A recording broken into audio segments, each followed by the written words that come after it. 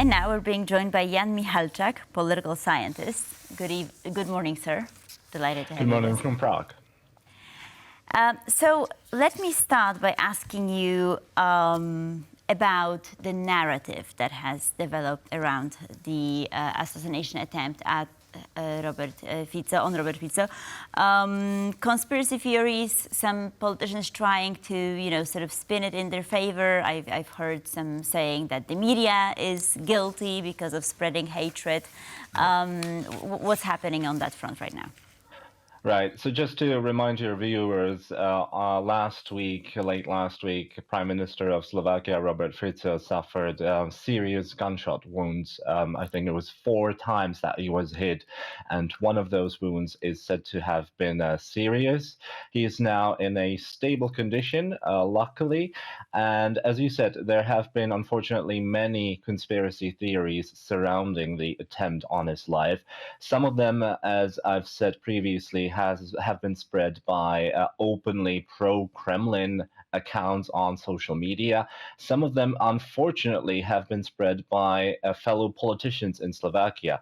To give an example, as you yourself mentioned, there has been a conspiracy theory that the media, the liberal media, so-called liberal media in Slovakia, or even the liberal opposition, is to blame for the assassination attempt, which is, of course, not true.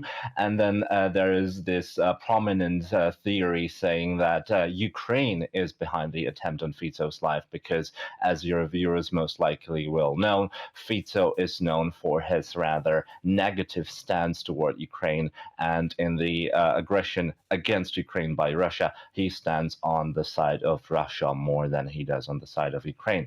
He has been spreading conspiracy theories about the conflict himself, which led some to believe that Ukraine or the liberal opposition, who of course supports Ukraine more, could be behind the attempt on his life. None of this has been confirmed. It is most likely that the assailant was a lone wolf, and he was actually extreme right-wing supporter. He has been associated with neo-Nazi groups in Slovakia in the past, and if anything, he has never been a liberal. But I just heard one of the Slovakian politicians say that he was likely not a lone wolf, which is this fear-mongering inside of Slovakia. Right. And there's also reports coming out saying that he was seen in a pro-Ukrainian protest. So a lot of information are very kind of muddy and foggy right now. You're right, absolutely. The thing about the lone wolf situation is most likely just the Slovak police working with more options, and there's of course is a standard mode of practice, a mode of operations. You obviously have to rule out all the possibilities that there could be, but the background information that has emerged about the assailant is most likely seems to indicate that he indeed was not part of any organized group, but of course that's up to the Slovak police to determine. As of now, there have been no indications to the contrary.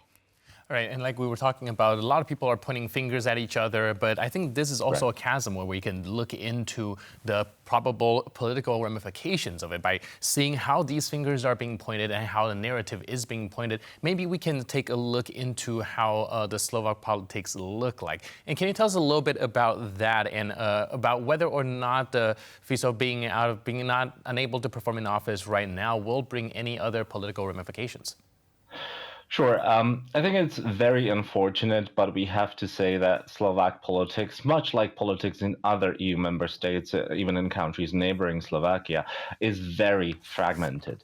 And we have seen indications and evidence to confirm this over and over again over the last couple of days since the assassination attempt. To give an example, Slovak President Zuzana Čaputová, who is outgoing, and the president-elect, Peter Pellegrini, have called on all parties represented in the Slovak parliament, the National Council, to gather at a round table and talk about the situation and try to calm the situation down and try to reach a consensus as to how to operate further. Unfortunately, many many of the parties in the National Council have refused or have been very reluctant to sit down with their fellow politicians. And so it is most likely, unfortunately, I have to say, that the roundtable is not going to take place because multiple heads of prominent political parties have refused to show up. And that, of course, even makes the polarization in Slovak politics and Slovak society even more palpable, and we see this not only in politics but in the Slovak wider society. As I've pointed out before, Slovakia is unfortunately one of the countries that is most skeptic toward the EU, toward its allies in the West. I'll remind your viewers that Slovakia is a full-fledged member of the EU and NATO, and still most people in Slovak society see Russia and not the EU or NATO as their strategic partner. And this polarization, being an EU member and a NATO ally on the one hand, and being in favor of Russia on the other, reflects itself into politics as well. So yes, the situation is very unfortunate, and let's hope that once the emotions have calmed down, it will get better, and the roundtable might take place in the future, hopefully. Right. So assuming that Robert Fico recovers and returns to politics, how could this incident could influence his support levels? Because Jair Bolsonaro, former Brazilian president, was attacked in 2018, and he wasn't so popular then. And then his ratings just went up, and he became president in 2019. So do you think that this could translate in more support for Robert Fico, or even more anti-EU views on part of some of his electorate?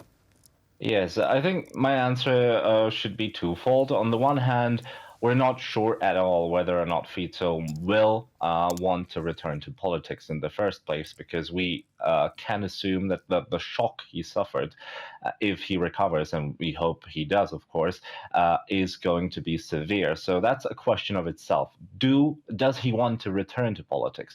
But judging by his past performance in politics and by his perseverance, I would bet that he will want to return to politics. And if he does, that, of course, can have ramifications for support levels. But as I said, the polarization in Slovak society is so huge that I don't see any significant increases in his support, because there's just not so many people that he could influence and turn to his side, so to speak. The second part of my answer is that, of course, if he returns to politics, again, hope he does, this could have implications on the policies of his government. Unfortunately for the EU and for Slovakia, Fico's government has been very skeptical toward a liberal media, toward liberal opposition. They have declared quite openly that they will take steps to curtail the freedoms of liberal NGOs, that they want to actually abolish the public service television in Slovakia and replace it with a loyal television, loyal to the governing party. And I am afraid that if Fico recovers, that might actually speed up the process of taking illiberal steps, because the assassination attempt could serve as an excuse for the government to do so, to speed up the process. I, of course, hope personally that it will lead to the opposite, to calming down emotions. But judging by what has happened in Slovak politics in the past, I am more afraid that the opposite could actually become reality. Jan Michalcak, thank you, sir, for being with us this morning and for your insights. Thank you for having me.